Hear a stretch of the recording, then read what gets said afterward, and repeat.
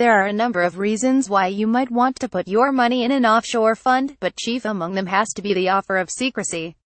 After all, who wants other people getting all up in their financial affairs? It must be more than slightly annoying, then, that the inner workings of the world's leading offshore law firms keep getting leaked to the world's media.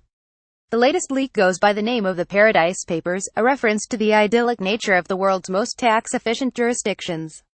More than 13 million files from 2 offshore service providers and the company registries of 19 tax havens were obtained by German newspaper Süddeutsche Zeitung, shared with the International Consortium of Investigative Journalists and scrutinized by news outlets including the BBC and The Guardian.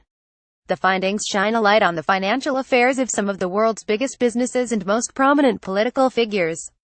While investing in offshore tax havens can be done perfectly legally, there are also suggestions that, and you might want to sit down for this, some members of the global super-rich, including those who espouse the values of opportunity and transparency, might be involved in some dodgy dealings.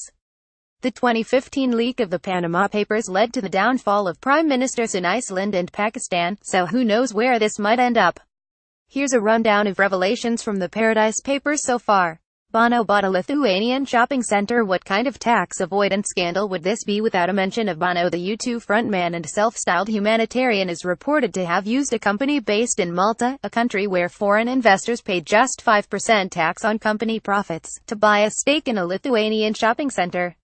Rock and roll. The Queen invested in a dodgy run-to-buy retailer while the Queen was receiving taxpayers' money for the upkeep of Buckingham Palace. Her private estate was investing in a fund which held shares in Bright House, a retailer which exploited society's poorest and most vulnerable by charging extortionate repayments on household appliances.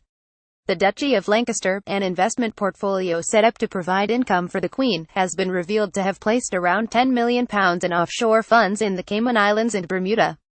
Those funds owned shares in businesses including Bright House and Threshers, the high street off-license which went bust owing £17.5 million in tax. Approached by The Guardian, the Duchy said it had no idea about its investment in Bright House, and it has been suggested that the Queen was badly advised, a claim that makes the case for an immediate 100% tax on all wealth that individuals are unable to keep track of themselves, starting with anyone being paid £82 million of public money every year on the basis that it's probably good for tourism. Lord Ashcroft never gave up his non-dom status. Tory peer Lord Ashcroft has a long history of unusual tax arrangements. In 2010, it was reported that he had given up his non-domicile tax status to comply with a new law that required MPs and peers to be legally resident in the UK.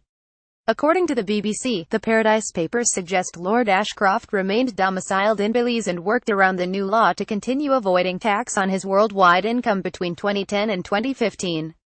Lord Ashcroft has donated millions of pounds to the Conservative Party over the years, which makes this latest revelation a bit awkward for Theresa May, who has promised to crack down on both tax avoidance and offshore tax havens. The BBC has released footage of a Panorama reporter questioning Lord Ashcroft about his tax affairs as he attempts to escape, while repeatedly muttering, "Dear, dear, dear." Adopting a tactic pioneered by Ken Livingstone, he eventually disappears into a toilet. He later saw fit to tweet a joke about the encounter, rather than, say, groveling for forgiveness and offering to pay hundreds of millions of pounds to the exchequer. Donald Trump's advisors have yet more links to Russia. Donald Trump's Commerce Secretary Wilbur Ross is revealed to have business links with Vladimir Putin's son-in-law. According to The Guardian, Ross holds a stake in a shipping company, Navigator, through a chain of offshore investments. Navigator operates a lucrative partnership with Sibur, a Russian gas company propounded by Kirill Shamalov, the husband of Putin's daughter Katerina Tikhanova. The Paradise Papers also reveal that 2 institutions funded by the Russian state invested hundreds of millions of pounds into Twitter and Facebook. The investments were made via vehicles controlled by Yuri Milner, a business associate of Jared Kushner, Trump's son-in-law and senior advisor. Justin Trudeau's chief fundraiser has links to a Cayman Islands tax scheme. Canadian Prime Minister Justin Trudeau was elected on a platform of taxing the rich and has campaigned against tax havens. So it's unfortunate that Stephen Brofman, the chief fundraiser for Trudeau's Liberal Party, has been linked to an offshore trust in the Cayman Islands that Canadian public broadcaster CBC has speculated may have cost the country millions of dollars in tax revenue. Offshore trusts are legal in Canada as long as management decisions are genuinely made in the offshore jurisdiction.